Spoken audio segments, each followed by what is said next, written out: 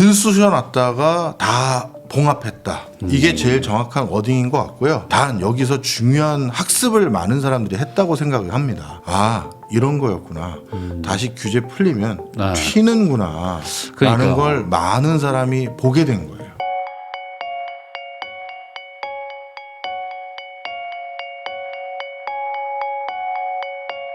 박정호 교수님하고 이야기 나누고 있는데요. 그러면 이제 한국 얘기 좀 한번 해보려고 하는데, 네. 그리고 저희 채널이 또 부동산 얘기를 하는 채널이니까, 뭐 최근에 부동산 시장이 막 아주 요동을 쳤고, 그래서 이제 결국에 토지거래 허가구역을 재지정하면서 결과적으로는 지금 한 일주일 정도 됐는데, 뭐 시장은 완전 또 이제 거래 중단 사태 이렇게 됐거든요.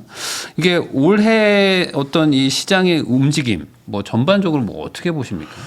뭐 들쑤셔놨다가 다 봉합했다. 이게 제일 정확한 워딩인 것 같고요. 네. 그래서 당분간 그러면 휴면기로 들어갔다라고 보는 게 제일 적합할 것 같아요. 네. 단 여기서 중요한 학습을 많은 사람들이 했다고 생각을 합니다.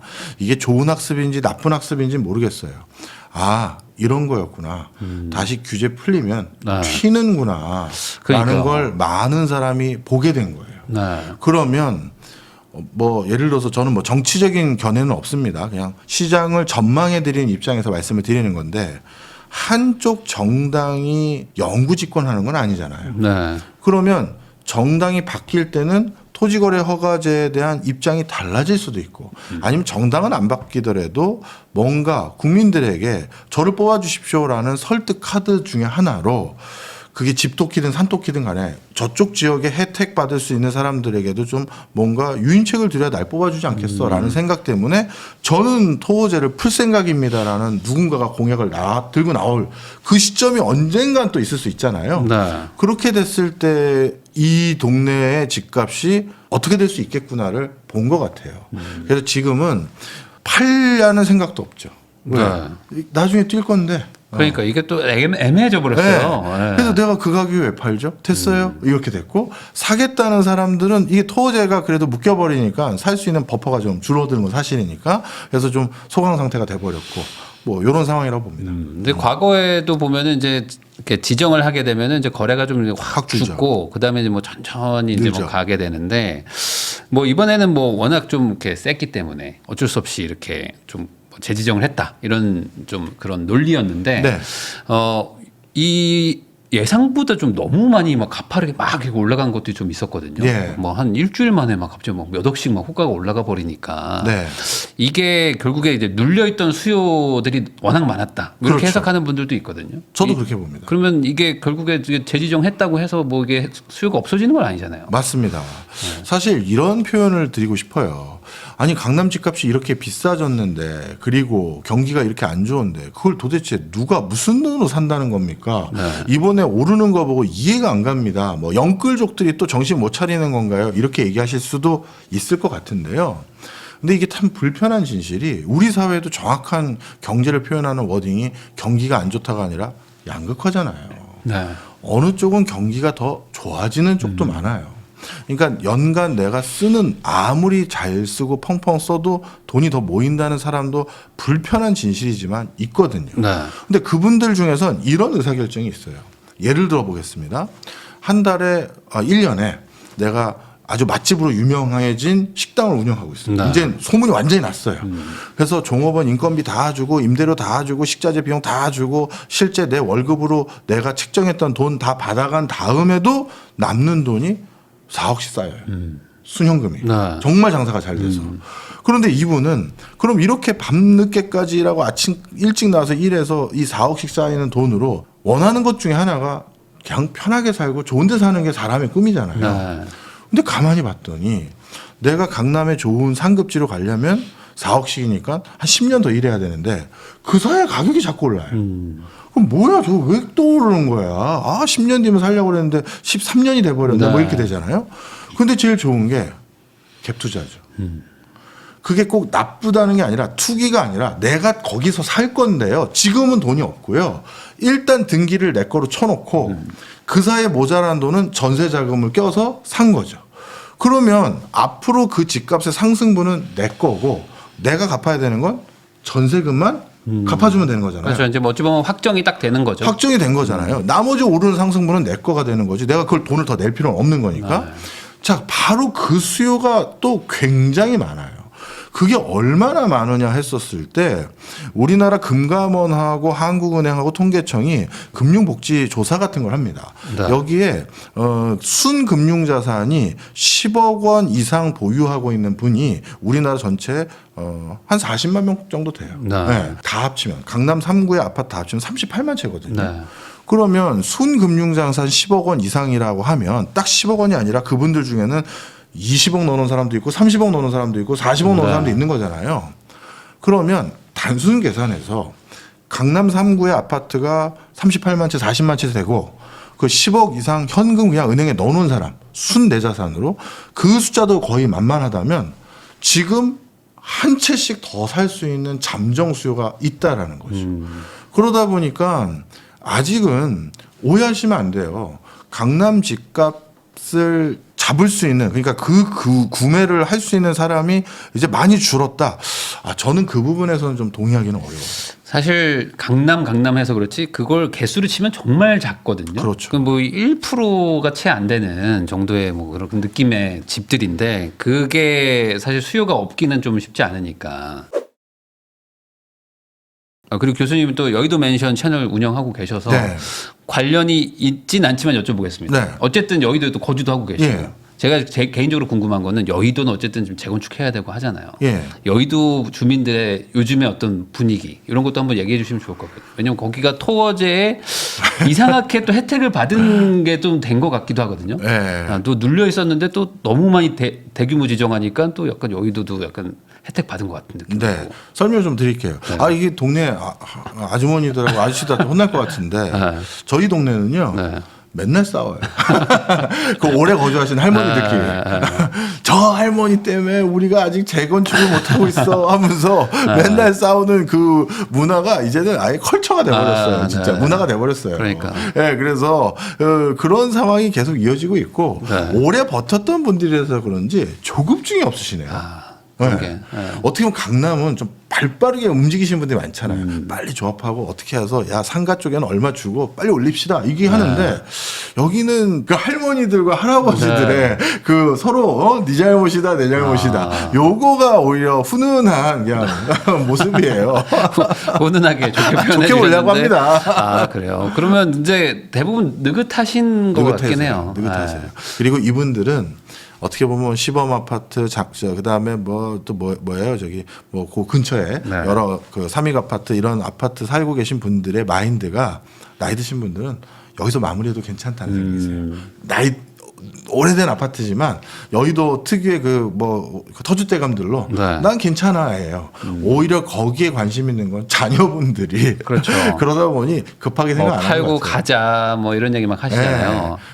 제가 그런 이거를 왜 여쭤봤냐면 네. 사실 여의도가 재건축의 가장 또 뭐 선두의 연식이잖아요. 그렇죠. 연식으로 치면 뭐 우리나라에서 제일 가장 연식이죠. 오래됐으니까. 그래서 지금 신축이 막 올라가고 있지만 사실 신축은 너무 비싸다라는 네. 생각에 재건축도 막 올라가고 있거든요. 압구정 뭐 이런 데도 막 올라가고 있는데 큰 틀에서 봤을 때 이 재건축 시장이 뭐랄까 이게 좀 잘 될 것 같으세요? 지금 이게 또 뭐 앞으로 좀 산 넘어 산인데. 저는 잘 될 거라고 생각합니다. 이게 또 정부가 자꾸 불편한 진실을 국민들에게 솔직히 얘기 안 해가지고 일어난 일인데 서울에 아파트가 부족하다는 건 공부하는 사람들 이쪽 분야에 전공하는 사람들은 다 아는 사실이에요. 네.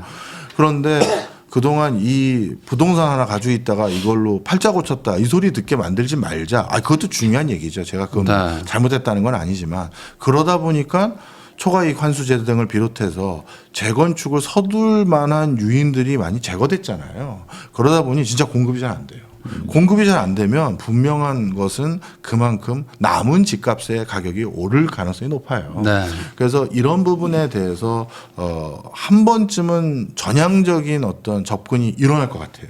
왜냐하면 너무 공급이 부족하니까. 네. 그래서 그렇게 됐었을 땐 재건축이 여기저기서 좀 전개가 될 것 같고요. 동시에 못합니다. 어디 이사 갈 때를 줘야 안 그러면 전세값만 또 들썩이 만들면 안 되니까요. 그렇게 해서 전개되면 저는 재건축 지역에서 또 재개발 포함해서요 적지 않은 호재들이 있을 것 같고요. 오히려 재건축 재개발로 호재가 생기는 지역 못지않게 또 호재가 생긴 게 빌라촌이에요. 서울에 빌라가 점점 없어져요. 네. 그럼 서울에서 엔트리 레벨로 직주 근접성으로 살 수 있는 곳이 대부분 빌라인데 그 빌라가 없어지면 당연히 빌라 남은 빌라의 전세 가격이나 월세 금액은 올라가겠죠. 네. 오죽하면 그 골드만삭스에서 한국에 와서 임대 사업하겠다고 하잖아요.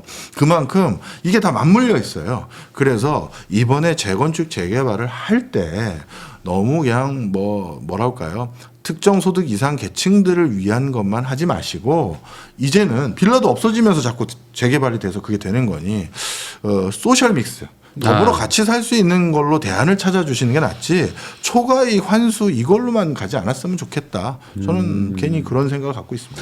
근데 사실 지금 우리 서울이 특히 이제 아파트가 좀 부족하고 그리고 이제 뭐 비아파트가 좀 많은 상태인데 다 전반적으로 노후도도 또 심해가지고 그러다 보니까 이제 신축만 되기만 하면 뭐 그냥 막 가격이 막 맞아요. 폭주하는 뭐 이런 상태인데 이게 결국에는 불편한 진실이라고 말씀하셨지만 누군가 그 우리나라는 사유 재산을 인정하는 나라니까 누군가 또 이득을 볼 수밖에 없는데 네.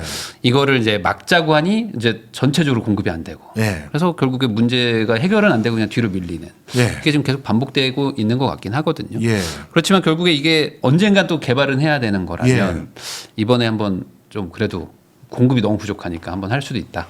예, 저는 그리고 이번에 공급을 좀 논의하는 과정에서요, 우리가 또 이것도 좀 명확하게 짚어야 될 것 같아요. 저도 방송에서 많은 분들이 궁금해 하시니까 네. 강남 3구의 집값을 주로 말씀을 드리게 되긴 하지만 아파트 한 채 70억이 애 이름입니까? 그렇죠. 그걸 누가 삽니까? 그건 일반적인 계층이 아니에요. 그렇죠. 특수계층입니다. 네. 그러면 그런 특별한 지역의 특별한 아파트를 이슈화해서 부동산 전반의 정책을 다룰 것이 아니라 그런 지역은 논외로 하자고요. 그런 쪽에서 사람들이 서로 사거니 팔거니 더 올리든 말든 우리는 신경 쓰지 말고 그냥 청년들이 결혼할 때쯤 한 요즘 5년 넘어야 결혼할까 고민한다고 하더라고요. 그렇게 썼을 때 평균적으로 얼마 모으는데 그리고 국가가 얼마 줄 수 있는데 또 그들도 부모에게 솔직히 지원받는 게 있는 면이 있으니 그렇게 해서 토탈 얼마인데 그렇다면 서울의 여타 지역들 중에서는 재개발이나 또는 또 이것도 언젠가 한번 같이 논의했으면 좋겠는데 국공유지가 서울 시내에 너무 많아요. 그리고 그 쓰임이 다한 곳도 많아요. 그렇죠. 사실 초등학교가 그렇죠. 뭐 억지로 운영되는 데도 많아요 지금. 맞아요. 네. 그러면 그 초등학교를 계속 초등학교로 두지 말고 그 인근에 가까운 초등학교 이용했던 분들에게 또 정말 죄송한 얘기지만 그곳을 헐어서 올려서 신혼부부들이 살 수 있는 20평대 중반 너무 네. 작은 거를 또 눈높이 이 국가가 해주니까 여기에 살아 이것도 안 맞아요. 그렇죠. 그런 데다 또 좀 지어주면서 같이 서울 안에서 살 수 있는 지역을 좀 늘리는 그런 부동산 정책을 재건축 재개발 거기에 신경을 써야지 최상급지인 강남 3구 여의도 어떻게 하고 저쪽은 목동은 또 어떻게 할 거냐 이것만 얘기를 하면 아무것도 얘기 못 하는 거죠. 그 초과이 그래서 얼마 거두는 건데 야 얘네들 떼돈 버네 이러면 아무것도 못 하는 거예요. 그래서 다른 지역에 다른 또 좋은 주거 환경을 만드는 거 필요하고요. 강남에도 그럴 수 있는 데가 많아요. 사실 서울에도 3억, 4억짜리 집들이 많은데 아파트가 아니고 그렇죠. 빌라고 오래됐기 때문이잖아요. 네. 사실 그런 것들을 좀 개선을 해주는 게 어찌 그럼요. 보면 국민 대다수한테는 좀 도움이 되는 걸 텐데 네. 너무 또 비싼 것만 보면 또 이제 정책이 좀 방향이 틀릴 수가 있는 거죠. 네. 요즘에 이제 부동산 얘기하시는 분들 중에 두 부류가 있긴 하지만 상승을 보는 분들 중에서는 경제 위기 같은 게 오지 않으면 좀 당분간은 좀 이렇게 좀 올라갈 것 같다 이렇게 얘기하는 분들이 있거든요. 경제 위기 이런 어떤 대외 변수는 없는 건가요? 올해나 내년 이렇게? 근데 이 부분에 대해서 제가 많은 그런 전망하시는 분들과 입장이 좀 달라요. 경제 위기라는 그 경제가 어설프게 안 좋은 거는 부동산의 악재가 맞아요. 근데 경제가 크게 안 좋으면 네. 역대 다 부동산의 호재였잖아요. 코로나 이렇게 한 번씩 코로나 때 돈 푸니까 부동산 실물 가치 올랐고 네. 글로벌 금융위기 뒤에 물론 바로 오른 건 아니지만 몇 년 인터벌 두고 슬금슬금 올랐고 IMF 외환위기 뒤에는 바로 뛰었고요. 그래서 우리가 큰 위기가 오면요. 어느 정부가 그걸 지켜만 보고 있습니까? 해결해야죠. 네. 해결하기 위한 방편은 두 가지밖에 개발해 놓은 게 없어요. 금리 낮춰, 돈 풀어. 그러면 당연히 돈값은 떨어지고, 당연히 실물 가격은 오르겠죠. 그 대표가 부동산이죠. 그래서 역대 전 세계적으로 큰 불황이 오거나 경제 위기가 왔을 땐 그 뒤에는 부동산은 가격이 오히려 올랐어요. 그래서 저는 오히려 부동산이 뭐 위기가 오면 떨어진다라가 아니라 오히려 위기가 오면 오르는 거지. 그거는 그렇게 단순하게 생각하면 안 된다. 그럼 말씀하신 약간 경기 침체로 이렇게 스물스물 네. 약해지는 네. 이런 걸 또 우려하시는 분들도 있거든요. 왜냐하면 지금 뭐 대기업 안 좋다, 뭐 경제 안 좋다 이런 얘기들이 많으니까. 네. 그렇게 됐을 때는 원래 서울의 중급지에 해당되는 지역부터 슬슬 좀 호가가 빠져요. 그리고 가격 어떻게 보면 뭐 거래량도 좀 줄고 쉽게 얘기해서 뭐 근로소득의 비중이 훨씬 높은 사람들 중에서 잡힐 듯 했던 뭐 서대문이나 마포나 이런데 좀 잡을까 했던 분들이 연말 성과가 안 나왔네, 뭐 안 됐네. 네. 나 아무리 봐도 이 회사에 더 다닐지 자신이 없어. 일단 사는 건 일단 잠깐 홀드 이렇게 되니까 그쪽 지역은 흔들려요. 근데 이게 참 안타깝게도 항상 경기가 조금 불안불안하다, 위태롭다 하면 양극화가 더 심해지죠. 왜? 노른자의 물건들이 싸게 살 수 있는 기회가 생기잖아요. 네. 그리고 나선 오히려 양극화 심해져서 상급지는 저는 큰 차이는 없어 보여요. 그럼 이게 결국에는 다들 살고 싶은 동네가 또 이제 뻔하고 어떤 이 라인으로 딱 정해서 난 결국에 저기가 살 거야 이런 목표가 또 있다 보니까 또 열심히 사는 게 또 한국인들의 특성인데 그럼요. 이게 결국에는 쉽지 않다. 이건 어쩔 수 없는 이제 자본주의 구조적인 문제인 것이다. 그러니까 뭐 그 안에서 뭐 좀 속도를 빨리 올려서 뭐 사업을 하거나 창업을 하지 않으면은 뭐 이건 어쩔 수 없이 인정을 해야 되는 거일까요? 아닙니다. 저는 우리나라 부동산 문제의 가장 큰 원흉은 네. 자본주의 문제가 아니라 정치의 문제라고 생각합니다. 정치? 네, 정치와 제도의 문제예요. 설명 좀 드릴게요. 저도 예전에 그 전 직장이 국책연구기관에 근무했을 때 가장 오랫동안 참여하고 정말 제일 보람이 있었는데 해결은 못했지만 네. 보람이 있었던 게 지역 균형 발전이었어요. 이거만 잘 돼도 대한민국의 여러 숙제 풀겠구나. 수도권 과밀도 풀고 그걸로 인한 저출산이나 기타 문제도 풀 거고 그럴 거라고 생각했어요. 그런데 지역 균형 발전을 몇 번의 정권에서 그걸 지향점으로 삼으면서 해결해 보려고 했는데 네. 실패한 이유가 역시 정치 때문이에요. 예를 들어서요. 서울이 너무 과밀하니 서울만 의존하는 이 1극 사회 이걸 완화하기 위해서 우리 전국에 2개 많으면 3개 정해서 확실히 육성하자면 저는 반드시 성공했을 거라고 생각합니다. 우리나라가 그 정도 어나더 서울 하나 두 개나 3개 만들 정도의 자금 여력과 경제적 캐판이 있어요.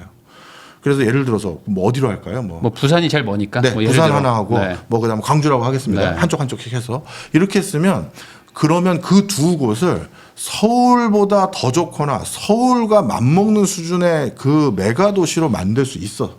그런데 뭐가 문제냐면 그렇게 2개만 하려니까 충청도에서 연락이 오는 거예요. 아, 후보님, 네. 우리 충청을 뺐다고 들었어요. 뭐 당선될 생각은 없는 거야? 뭐 이렇게. 그리고 뭐 전북에서 오죠. 전주는 그렇죠. 안 보이니? 그래서 슬금슬금 늘다 보니 14개 시도가 다 혁신도시가 된 거예요. 네. 제주까지 포함해서. 그러면 14개 시도를 전부 서울급으로 육성할 수 있습니까? 안 되죠. 그건 안 되는 일이에요. 그런데 어떤 리더십도 이걸 견디질 못해요. 이거를. 그러니까 이게 또 민주주의의 또 한계인 것 같기도 하고. 맞아요. 네.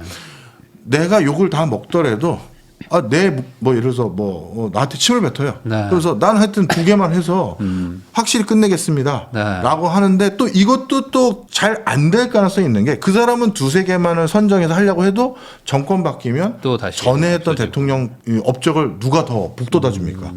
난 그거 아니라고 생각해. 내가 다시 2개 더 지정할래. 이렇게 되거든요. 그럼 5개가 돼요. 그럼 또 안 되는 거죠. 그렇죠.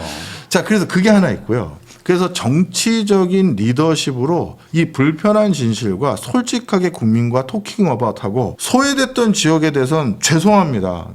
저는 어쩔 수 없습니다. 하면서 얘기할 수 있는 그런 결기 있는 사람은 없고 두 번째 더 실질적인 얘기 해드릴게요. 너무 이건 큰 그림 얘기를 드리니까 건설 관련한 권한을 시도지사, 지자체장이 가져간 게 가장 큰 문제였어요.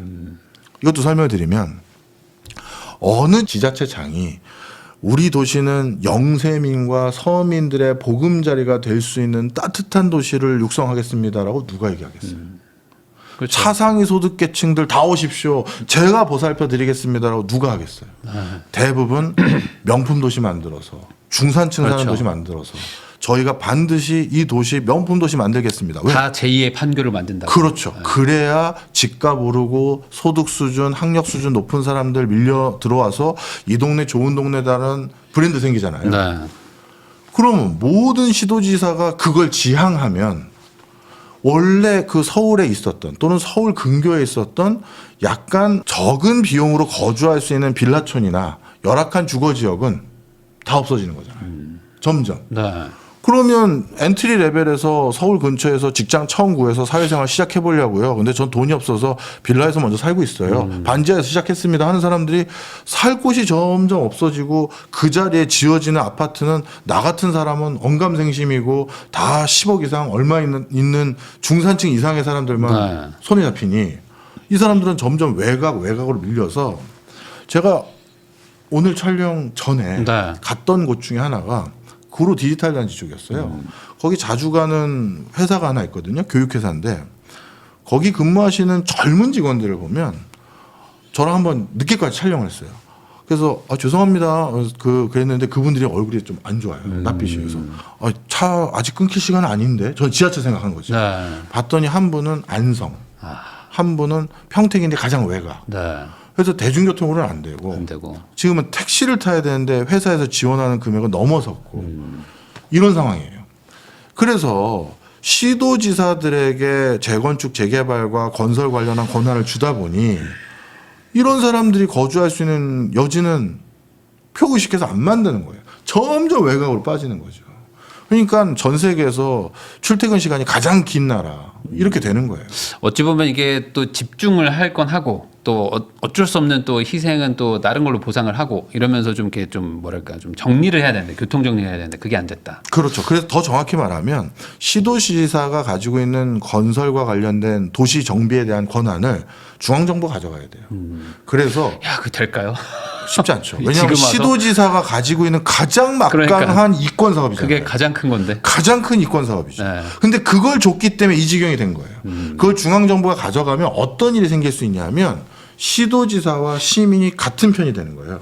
중앙정부가 네. 판교 같은 걸 하나 또 허가를 할 때 여기는 진짜 소득 수준 얼마 이하 사람들이 딱 거주하기 적합한 좋은 아파트 단지 옆에 딱딱딱딱 10단지 넣어. 이렇게 하면 그 동네 주민 난리 나겠죠. 그러면 시장이 어떻게 되느냐.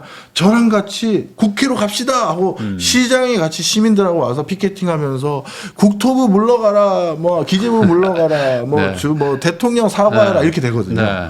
그럼 시장은 욕은 안 먹어요. 또 당선될 수 있거든요. 네. 대신 국가는 사회에 꼭 필요한 주거단지를 스팟 단위로 꽤 만들 수 있어요. 그 지방자치를 약간 하지 말아야 된다. 또 이렇게 과하게 표현을 하세요. 건설 부분만. 건설 부분만. 건설 네. 부분만. 건설 부분만. 왜냐하면 그 시장이 가지고 있는 딜레마를 그렇죠. 해결해 주자. 근데 사실 시장이 그렇게 할 수밖에 없게 만들어져 있는 것도 맞아요. 있잖아요. 이게 구조적 문제인 네, 거잖아요. 어찌 네. 보면. 야, 그러면은 역설적으로 네. 이게 쉽지 않다면 지금 같은 그러니까 한마디로 서울의 대항마를 못 만드는 구조라면 서울은 더 갈 수밖에 없는 더 제가- 뾰족해지는. 제가 서울의 일부 상급지 지역을 저는 상승론자도 아니고 굳이 요즘 저한테 이렇게 하더라고요. 양극화론데 아니 더 나쁜 어딩을 주세요 왜? 근데 그렇게 얘기한 이유가 아무리 봐도 강남의 이 네트워크와 정주 여건과 이 그렇죠. 인프라를 구축해 놓은 거를 이길 또 데가 하나를 더 만든다? 없으니까. 못할 것 같아요. 그러면 경제 성장률은 저성장이더라도 새로운 부자들이 생기잖아요. 맛집 잘해서 부자가 됐건 사업해서 부자가 했던 근로소득 열심히 했건 유명인이 됐던 네. 그런 사람들이 또 찾아갈 만한 곳은 또 여기인 거죠. 그러면 지금이라도 어떻게든 하나를 더 만들어야 된다. 하나의 극을 더 만들자. 이런 얘기들도 있거든요. 뭐 하다못해 수도로 이전하든 뭘 하든 뭐 부산을 키우자 하는 얘기도 있는데 그게 지금은 좀 늦었다고 봐야 될까? 아니면 지금이라도 해야 될까? 어떻게 저는 지금이라도 해야 된다고 생각합니다. 지금이라도. 그리고 거기에 반드시 다른 생태계를 만들어 놔야 돼요. 우리가 요즘은 전 세계가 국가 단위의 경쟁이 아니라 도시 단위의 경쟁입니다. 그래서 서울과 같은 도시를 슈퍼스타 도시라고 그래요. 뭐 서울이 무슨 슈퍼스타입니까? 이렇게 얘기하실 수도 있는데 아시아에서 전 세계에서 없었던 새로운 혁신이 나오고 새로운 물건과 서비스, 컨텐츠가 나오는 도시는 몇 개 없어요. 네. 그 중에 뭐 집계를 어떻게 하느냐에 따라 차이는 있습니다만 서울은 항상 5등 안에 들고요. 네. 높이 잡은 데는 2등이에요. 도쿄하고 서울이에요. 네. 북경 상하이보다 우리가 높아요. 그래서 이런 서울과 같은 도시를 많이 가지고 있으면 우리나라는 경제가 계속 성장하는 거죠. 미국 같은 경우는 실리콘밸리, 보스턴, 휴스턴, 그다음에 뉴욕, LA 다 다르잖아요. LA는 뭐 영화 컨텐츠, 네. 시애틀하고 샌프란시스코 그쪽은 뭐 IT, 그리고 보스턴은 의학, 뉴욕은 뭐 금융, 휴스턴 지역은 또 우주공학 이런 슈퍼스타 도시를 많이 가지고 있으니까 쫙 굴러가는 거죠. 그래서 서울과 다른 또 다른 곳을 하나 만들다는 그 워딩을 오해하시면 안 돼요.